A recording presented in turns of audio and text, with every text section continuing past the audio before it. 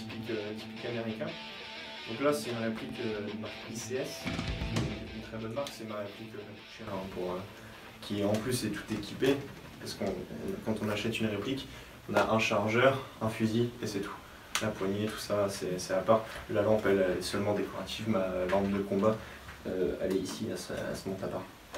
Donc, du coup, il y a plusieurs types de répliques, ça va être arme de poing et arme longue, c'est classique. Et les principales différences, c'est dans le fonctionnement de la chose. On va avoir des répliques dites spring à ressort classique, typiquement les pistolets de foire où on va le réarmer entre chaque tir, qui en jeu en soi n'est pas très intéressant parce que la cadence de tir est très faible, mais par contre c'est très intéressant juste pour apprendre à manier et se driller sur son arme en fait. Ça permet de bien apprendre les bases. Donc voilà, de toute façon je vous en montrerai des différents exemples après. Et voilà, bon, c'est pas un vrai problème. On a les répliques un peu plus perfectionnées qui vont donner des modes automatiques. Là vous voyez j'ai la sécurité, semi-automatique et automatique. Donc on va avoir ça souvent, c'est avec des armes électriques. Il y a un bloc batterie juste ici et tout un système moteur avec ressort, etc. Donc ça c'est les répliques électriques qui est le plus courant pour les fusils. Et pour les pistolets, le plus courant c'est le gaz et le CO2, donc avec des sparklets de CO2. Je peux vous en montrer. Ça c'est sparklet de CO2 qu'on met du coup en général dans le chargeur ou dans la crosse du pistolet. C'est le plus courant pour les pistolets. Ça coûte, donc c'est jetable et ça coûte pas très cher. Et ça permet d'avoir du coup des pistolets à des prix abordables. Les pistolets électriques sont vraiment plus chers et c'est pas forcément intéressant. Et après il y a un dernier mode de propulsion qui est le système HPA, qui n'est pas du tout intéressant pour nous parce que c'est beaucoup plus cher, c'est pour vraiment les joueurs de haut niveau. Et en plus ça oblige à se promener avec une bonbonne de gaz et un flexible relié à l'arme, donc c'est pas du tout intéressant. D'accord. Donc ça c'est pour les modes de propulsion principaux des armes.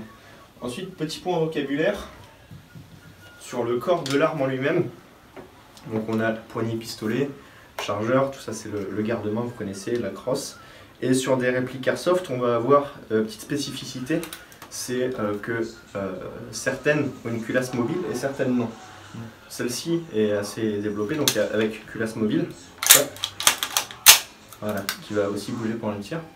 Et souvent, sur les fusils, on trouve ici un truc qui s'appelle le système hop-up, qui est pas présent sur une arme à feu de base, mais c'est pour corriger la trajectoire, pour augmenter la portée. En fait, ça va faire en sorte que la bille va avoir une trajectoire vers le haut pour les longues distances. Du coup, voilà. Et la culasse mobile, on appelle ça le blowback. C'est pour ça, souvent, si vous regardez sur des descriptifs, vous avez blowback, oui, non. Très souvent, c'est non. Et système hop-up réglable ou non. Donc, le hop-up réglable, c'est assez intéressant. C'est pas une nécessité absolue. On peut tout à fait jouer sans savoir régler son hop-up, etc. Après, il y a une petite différence aussi, c'est sur les chargeurs. C'est qu'on va pas avoir des chargeurs comme sur une arme à feu de 30 coups classique. On va avoir des chargeurs de high cap, low cap, mid cap et real cap. C'est-à-dire en gros, ça dépend de la capacité typiquement. Ça c'est un chargeur de AK-47 dit high cap, c'est-à-dire qu'en fait il n'y a pas les munitions qui sont alignées. C'est un gros sac dans lequel on peut mettre 500 billes dedans. Donc ça j'encourage pas forcément, c'est pas pratique, ça fait énormément de bruit. Et en plus du coup il faut réarmer, là il y a une molette, il faut réarmer les billes, enfin c'est une vraie galère. Mais c'est ce qu'on trouve le plus souvent dans le commerce, le plus souvent livré avec les armes aussi. Mais je trouve ça pas très intéressant. C'est pour ça qu'en général, je préconise d'acheter des chargeurs real cap, c'est-à-dire que là c'est un chargeur de 35 billes, que moi je charge à 30 pour un côté réaliste. Ce qui peut être handicapant en jeu, mais c'est toujours plus intéressant, ça oblige à compter ses munitions, à recharger plus régulièrement, etc. Et surtout ça fait pas un bruit de maracas quand on l'agite. Parce que là du coup j'ai un paquet de billes pour que vous puissiez voir. Petit aparté, les billes sont grammées, c'est-à-dire qu'en fonction de l'arme qu'on a et de sa puissance, on va choisir un grammage différent pour avoir un maximum de vélocité, de précision et de portée. Le bruit que vous entendez là, c'est le même bruit que fait un chargeur high cap, c'est pour ça que c'est pas du tout intéressant à avoir. C'est à peu près tout pour le vocabulaire de base de la réplique. Je vais pas forcément vous le démonter, c'est pas très intéressant. Je vais plutôt vous faire un descriptif de la plateforme en elle-même. Je disais que c'est une plateforme AR15, même si ça n'est pas un AR15, c'est beaucoup plus court. C'est une plateforme AR15, c'est la plateforme américaine classique de type M16, M4, etc. qu'on retrouve énormément. C'est la plus répandue avec la plateforme AK. En fait, c'est un peu à la manière d'un système d'exploitation d'ordinateur, si vous voulez. Vous avez iOS et vous avez Windows. Les plus répandus sont AK et AR15. Là, le typique chargeur de M4, c'est celui-là. Vous voyez la différence avec un chargeur AK. Donc ça, c'est compatible avec plein de trucs. Juste. Vas-y. Freedom. Ouais. Donc c'est une plateforme assez classique. La plateforme AR15, elle est assez moderne et nécessite, si on part sur l'arme à feu en elle-même, elle nécessite beaucoup plus d'entretien, mais elle est quand même plus perfectionnée. Après, c'est aussi plus cher, forcément. Et pour des débutants, qu'est-ce que tu conseilles? Pour des débutants, ça va être à la préférence, vraiment, parce que du coup, je vais sortir une réplique AK juste après pour vous montrer, mais ça, on va pas s'en servir de la même manière. Ça va pas être les mêmes mouvements répétés, et donc ça va être une question de préférence, puisque pour ce qui est de l'airsoft, l'entretien sera le même. Les mécanismes seront très peu différents, contrairement du coup à la différence qui est beaucoup plus réelle entre les armes à feu. D'accord. Personnellement, je trouve que la gamme AK-47 n'est pas tombée en désuétude, contrairement à ce qui se dit. Elle est toujours très intéressante, surtout très abordable, très facile d'utilisation pour les débutants. Okay. Je vais vous montrer. On passe à la suite. Vidéo didacticielle, partie 2. Je vais remettre mon ceinturon. Je vais rentrer mon t-shirt, parce que sinon c'est dégueu. En théorie, j'ai une sous-ceinture et une sur-ceinture. Oula. Là, je rentre juste dans voilà, le attention, t-shirt. je couperai au montage. Non. C'est ça. La scène post-crédit. Bon, vous voyez, elle est jolie la bougie là, en fait. Voilà. Donc en théorie, je l'ai là-dedans, mais je vais pas m'embêter à la sortir. J'ai une ceinture en le ceinturon velcro que je passe qui se fixe là. Et donc ça c'est velcro avec une sous-ceinture velcro. Et ça se met par-dessus, comme ça après ça bouge plus. Ça permet du coup de s'équiper, de se déséquiper très vite. Et de fixer tout un tas de trucs dessus. Donc là du coup moi j'ai un holster bas de gamme mais qui fait très bien l'affaire pour l'arme de poing. La lampe de combat qui est une petite pochette juste ici. Donc voilà, je vais vous montrer la plateforme A4 qui est très connue aussi. Donc ça on est sur une réplique tout à fait classique, très adaptée aux débutants. C'est une réplique à 119 €, il me semble. 119 € avec chargeur et batterie. Cache batterie dans la crosse. Bon, c'est du plastique, c'est pas extrêmement solide, mais pour un usage débutant, c'est parfaitement adapté. Il n'y a pas besoin d'un truc tout en métal et ça a le mérite d'être un minimum léger. Après, je vous passerai, avec celle-ci est beaucoup plus lourde. Du coup, la plateforme. Tu as dit le budget? 119 € il me semble pour celle-ci. La plateforme AK du coup qui est la deuxième plateforme la plus répandue, qui est assez simple d'utilisation. On a juste ici on a également le système hop-up qui est un peu moins précis mais pas forcément besoin de s'en servir. Et quelques petits, la hausse ici qui est réglable pour la distance, mais ça c'est accessoire puisqu'en soi sur une réplique à bille on ne fera pas du combat à 900 mètres. Pas censé être possible. Donc voilà, là c'est une réplique électrique aussi, avec pareil 3 modes sécurité, automatique et semi-automatique. Donc je sais plus laquelle est lequel, mais je pense que ça doit être semi-automatique et automatique. Mais donc qui fonctionne. Par contre là c'est des chargeurs, comme je disais, des chargeurs high cap, donc haute capacité, qui font un bruit du tonnerre. J'ai pas racheté de chargeur mid-cap ou real-cap sur celui-ci, parce qu'ils étaient un peu chiants à trouver pendant un moment, mais là récemment j'ai vu qu'on pouvait en retrouver beaucoup plus facilement, du coup j'en achèterai. D'accord, donc là il n'y a pas le choix, si on veut mettre qu'une centaine d'euros, on est obligé de se trimballer la crécelle avec soi, quoi. Oui, parce que c'est le chargeur qui est livré, mais c'est tout à fait possible de racheter des chargeurs. C'est des chargeurs qui ne coûtent pas extrêmement cher, on va avoir des chargeurs à 15-20 € à peu près. Surtout qu'il n'y a pas besoin d'en avoir énormément. 3 ou 4 chargeurs, ça peut être largement suffisant. C'est du luxe. Mais après, sinon, oui. Donc ça évite d'acheter la bête à 600 €. C'est ça, c'est ça. Après, ça fait du bruit, c'est un problème que, entre guillemets, si on est dans une partie compétitive. Mais si on veut faire de l'entraînement en maniement, etc., le bruit que ça va faire, c'est pas un vrai problème. Oui. Ça peut être désagréable. Après, il est tout à fait possible, ce que j'ai moi-même fait, tout à fait possible de remplir de billes, avec la molette en engagé, il me semble une quinzaine, et de vider le reste, c'est-à-dire qu'on va avoir une quinzaine de billes prêtes, et ça fera plus de bruit. C'est un peu chiant, ça prend un peu de temps, mais juste si c'est pour faire de l'entraînement en maniement, c'est tout à fait possible.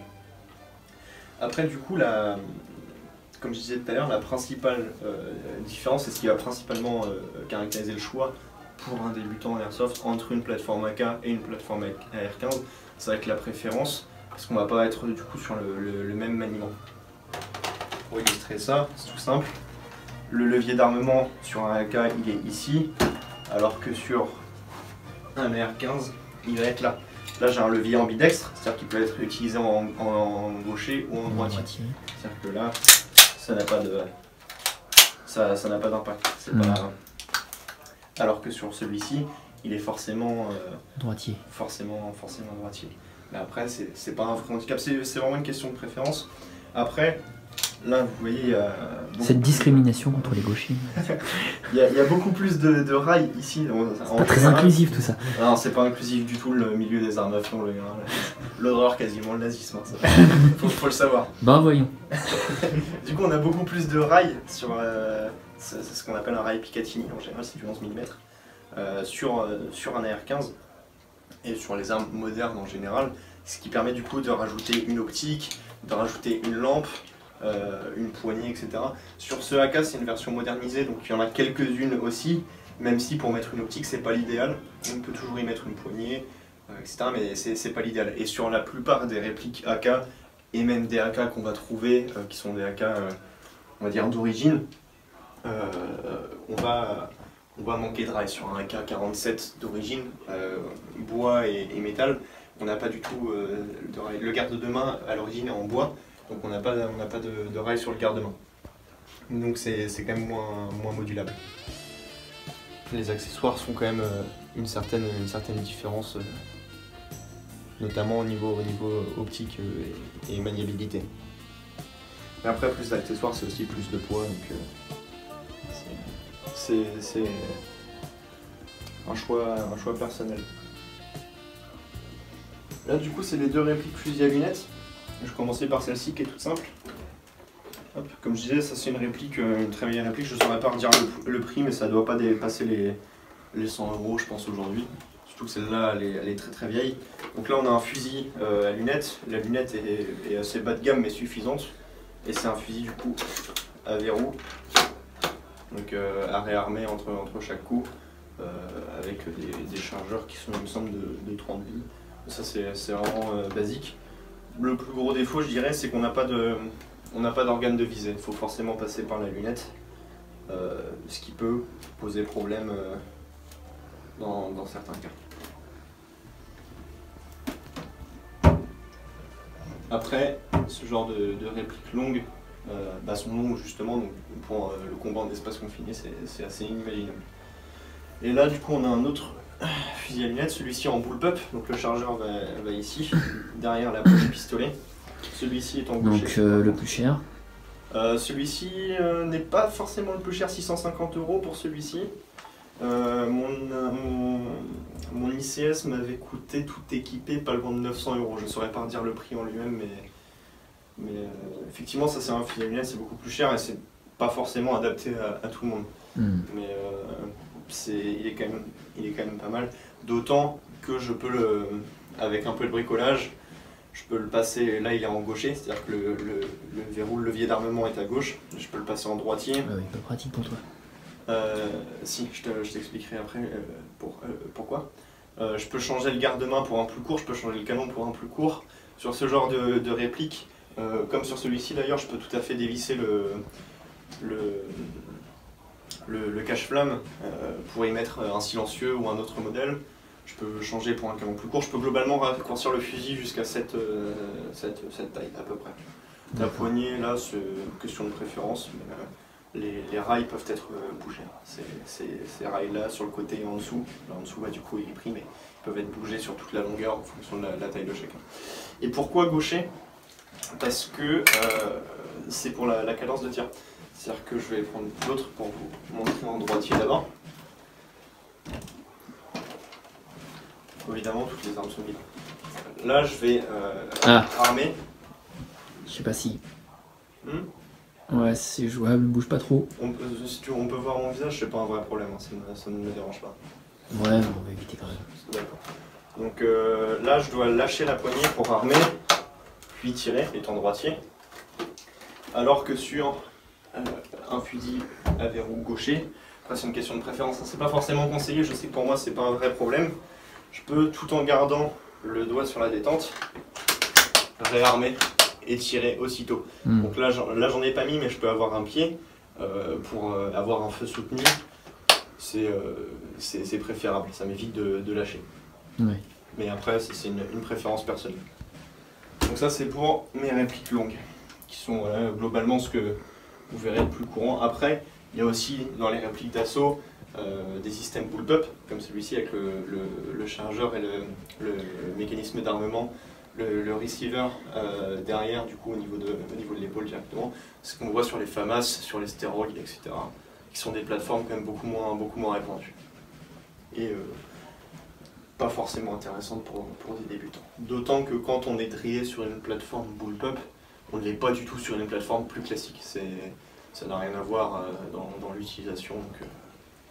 Pour ce qui est des armes de poing, j'ai ici une arme de poing très classique. C'est un Taurus, c'est une licence américaine qui est pas forcément terrible. C'est pas ce que j'aurais tendance à recommander, mais pour une arme de poing d'airsoft, c'est tout à fait efficace. Donc là c'est à gaz, c'est-à-dire que là le mécanisme de feu est dans le chargeur, si tu vois. Tu vas avoir en haut ici le percuteur qui va actionner ceci, et ça va du coup décharger du CO2. Ici il y a une cartouche de CO2 dans la longueur du chargeur. Et donc du coup ça va envoyer, juste propulser avec une décharge de CO2 la bille. Du coup après pratiquement tout le poids en fait est dans le chargeur. Ici il y a juste la queue de détente qui va actionner le percuteur. Mais c'est tout à fait correct pour de l'airsoft. Ça doit être une réplique à 80 € à peu près. D'accord. Voilà. Après, juste dans le reste que j'ai sur moi, je vais avoir ici une Phoenix TK16, donc là qui est à main, mais j'ai un système pour le monter sur mon R15, qui est donc du coup ma lampe de prédilection, qui est étanche, compacte, et qui balance pas mal de lumière. Et donc sur ce genre de lampe, avec une monture de combat, on va avoir un interrupteur déporté pour pouvoir l'actionner sans passer par ceci. Donc là j'ai pas le mécanisme avec moi, mais globalement il faut changer l'interrupteur, on a un câble qui va avec, et avec une commande déportée, pour pouvoir l'avoir à portée de main, soit au niveau de la poignée pistolet, soit du garde-main, à la préférence. Et du coup ça permet notamment d'éblouir en rentrant dans une pièce, soit avec une forte lumière, soit carrément un stroboscopique. Après, certains disent que le strobo c'est de la branlette, ce qui n'est pas forcément faux, parce qu'en soi, ça pique déjà bien les yeux, mais c'est toujours agressif. Et ça par contre c'est une Phoenix, c'est assez cher, mais on trouve ce genre de lampe. Si c'est juste pour de l'airsoft, moi c'est une lampe que j'ai au quotidien, mais si c'est juste pour de l'airsoft, on trouve des lampes comme ça avec un mode stroboscopique et pas mal de puissance à 20-30 €. Ça va pas être de la lampe de compète, mais pour monter sur un fusil et faire du tactique, ça va faire pour un fusil airsoft en tout cas, parce qu'une lampe à 20 € elle va pas forcément supporter les vibrations d'une arme à feu. D'accord. Mais pour ce qui est de l'airsoft, ça fait l'affaire. Bon bah. Donc voilà. Merci pour cet exposé. C'était improvisé en plus, donc bravo. Et puis. Je peux juste, si tu veux, faire mais juste dehors, une petite démonstration de maniement pour voir les différences principales. Ouais, alors je sais pas si on va avoir grand chose par contre, vu qu'il fait nuit. Après, ça peut. Parce que là, après, c'est comme tu veux. Mais je Oui. maniement. Attends, vas-y. Ce que je disais par rapport au maniement, c'est que là, bon, du coup, j'ai un double chargeur sur celui-ci qui permet de recharger assez vite. L'intérêt d'avoir une culasse mobile sur la réplique, c'est de se driller au chargement de manière assez réaliste en fait. C'est-à-dire de balancer, de charger. Et donc on va avoir la vraie différence pour le maniement entre AK et R15. Ça va être vraiment au final dans la manière dont on va la manier au combat. Globalement, si je mets mon chargeur qui est là, je vais pouvoir le virer, voilà, et derrière passer en ambidextre comme ça, ce qui m'apporte au final pas mal de mobilité. C'est-à-dire que si je vide mon chargeur, je peux balancer l'autre et puis assez vite sans forcément avoir à perdre trop de temps et puis repartir en combat. Avec un AK, ça va être un peu plus compliqué. Je vais changer. Systématiquement, il va falloir passer de l'autre côté et ça m'oblige du coup, je sais pas si c'est perceptible quand on connaît pas, mais globalement, je perds plus de temps à faire ça qu'à juste faire ça en fait, à réengager, tac, ça se joue à quelques secondes, mais après en étant drillé, on peut toujours, il y a toujours moyen de... Quand tu dis en étant drillé, ça signifie quoi? Driller, c'est connaître un mouvement, c'est le répéter, c'est l'intégrer. Ah d'accord. Pour qu'au final, il se fasse pratiquement naturellement. Des automatismes en fait. C'est ça, que ça devienne un automatisme, qu'on n'ait plus d'hésitation, etc. Ça a plusieurs intérêts. Quand on est en stand, c'est toujours sympa, c'est plus fluide, c'est aussi plus la classe. Il y a un peu un côté branlette, on va pas se mentir, mais c'est toujours cool. Mais en situation réelle, on va dire en situation de combat, ça permet aussi de ne pas être pris dans la panique, etc. Quand c'est un automatisme, même en étant stressé, même en étant concentré sur autre chose, on va réussir. Ouais. C'est moyen quand même de ne pas perdre trop de temps, si on a bien voir. Mais juste en changeant le chargeur, on peut très bien changer comme ça. Et puis il y a toujours moyen de ne pas perdre trop de temps. Il y a différentes manières de faire, chacun va avoir sa préférence. C'est qu'aussi il y en a beaucoup qui font, notamment sur les plateformes AK, qui mettent un coup pour kicker le chargeur. Ça vient aussi du fait que certains chargeurs de la gamme AK vont moins bien se retirer à la main. Et du coup on va avoir tendance à perdre du temps. Mais du coup on peut tout à fait... c'est une possibilité. Ou juste utiliser le chargeur pour réactionner le levier d'armement. Enfin, voilà, il y a pas mal de possibilités. Faut se driller, il faut savoir connaître son équipement. C'est pour ça en général quand on choisit une plateforme, on n'en bouge pas trop. Okay, donc là je sais pas si vous avez vu, mais il y a un chargeur qui s'est fait la malle. Hein. Je vais la remontrer dans le bon sens. Hop, voilà. Il gicle, ah le deuxième a giclé, ah dommage. Non mais du coup, vu qu'il revient de l'herbe, il est trempé en fait ce bâtard. Il a glissé des mains. Ah c'est pas grave, t'as réussi la première fois. Il a plu. Tu couperas au montage, t'inquiète. Non. Du coup c'est tout simple, un coup et on le réengage. Yes. Bien joué.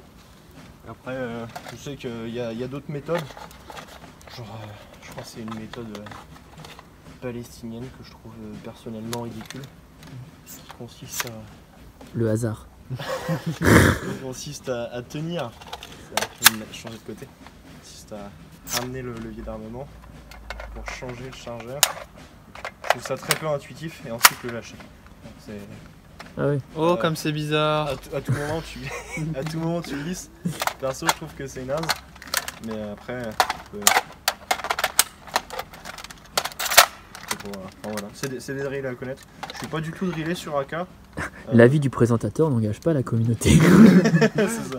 Je suis pas du tout drillé sur AK, mais c'est pas bien compliqué. Et Parasol qui me gêne depuis tout à l'heure, attends. Perso, je trouve que c'est une bonne plateforme. Et à l'époque où je l'utilisais, j'en étais très content en tout cas. Voilà. Ça a ses avantages, ses inconvénients. C'est un débat entre AK et R15. Mais c'est à la préférence de chacun. Super. Enfin, voilà. Et après, il y a toujours l'arme de poing aussi à portée. Ouais, dans Voilà, le holster. j'ai pas mis ma sangle, donc je vais pas balancer mon, mon flingue pour sortir mon arme de poing, mais du coup, voilà. Je dirais que pour s'équiper, ce qui est l'essentiel, ça va être évidemment les protections faciales, une réplique longue et une arme de poing. Je pense qu'on peut s'en sortir pour environ 200 euros, 200 à 250 euros, en sachant regarder, et surtout si on veut faire ça de manière occasionnelle et qu'on n'est pas très ambitieux sur le matériel, on peut tout à fait. J'ai beaucoup joué avec celle-ci, qui coûte pas très cher et qui est une réplique assez bas de gamme. J'ai jamais eu de soucis. Elle est très Tiens, parle-nous un peu des protections là en une minute ou deux. Alors, les protections, très vite, les essentiels, ça va être une protection oculaire, donc que ce soit des lunettes ou un masque. Ça, c'est au choix. Il y a différentes possibilités. Il y en a qui vont plus prendre l'abus que d'autres, mais mieux protégés. C'est un choix à faire, c'est à essayer et à se décider sur ce qu'on préfère. On va avoir tout ce qui est grillage et masque pour protéger la bouche et surtout les dents, parce qu'un impact direct sur une dent peut la fêler ou la casser si on n'a vraiment pas de poids. Et après, ça va être des gants pour protéger les mains, notamment les doigts, parce que c'est jamais agréable une bille dans les doigts. Voilà, c'est l'essentiel. Après, Tu disais tout à l'heure que c'était une des douleurs les plus... Ouais, dans l'airsoft, c'est une des pires douleurs selon moi. Je me suis fait tirer dessus un peu partout, comme chacun, mais celle sur les doigts directement, c'est des douleurs qui durent assez longtemps. Donc une simple paire de gants peut les éviter. Mais et après, qui peuvent impacter même la mobilité des doigts pendant quelques jours. Selon là où ça tombe, ouais, ça peut être vraiment désagréable et vraiment gêner. Le doigt soit pas mal rigide derrière, ça peut être un problème. Et après, pour ce qui est de protection faciale, on peut aussi aller plus loin dans le casque intégral ou juste dans le casque MILSIM, on va dire. Mais c'est pas essentiel et ça coûte très cher pour l'intérêt que ça apporte en jeu en tout cas. Okay. Donc l'essentiel, je dirais, c'est une protection, un foulard ou un grillage sur la bouche, une paire de lunettes et une paire de gants. Et on s'en sort pas trop mal. Okay. Eh bien, merci Captain Imperator.